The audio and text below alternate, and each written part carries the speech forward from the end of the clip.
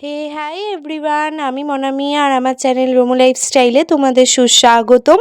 তো এটা হচ্ছে লাস্ট বৃহস্পতিবারের একটা ব্লগ। আমি ঠিকঠাকভাবে গোছাতে পারিনি ব্লগটাকে, তাও তোমরা দেখো আর দেখে কেমন লাগছে অবশ্যই জানিও।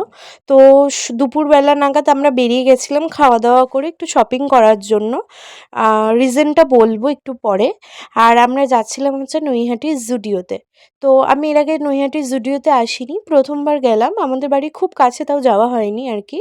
তো চলে এসেছি, কালেকশন আমার একদম পছন্দ হয়নি, বিহেভিয়ারও খুব একটা ভালো না, তাই ওখান থেকে কিছুই কিনিনি। ফিরে গেছি, শ্যামনগরে এসছি। এখন মানে আর কি শ্যামনগরে ঢুকলাম। আমরা কিনেছি অন্য একটা জিনিস, সোয়েট শার্ট টাইপের। এবার যেহেতু তখন আর ঠান্ডা থাকবে না, তাই হুডি ফুডি নিলাম না, সোয়েট শার্ট নিয়েছিলাম।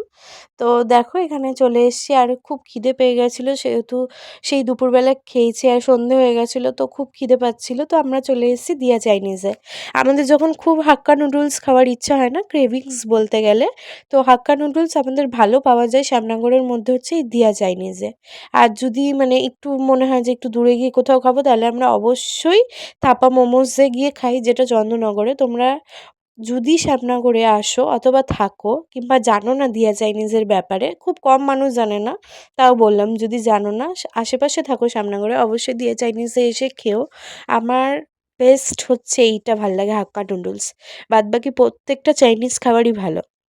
আর তারপরে রাত্রির হয়ে গেছিলো ওখান থেকে বেরোতে বেরোতে। আর তারপরে চলে এসেছিলাম হচ্ছে একটু চা খেতে।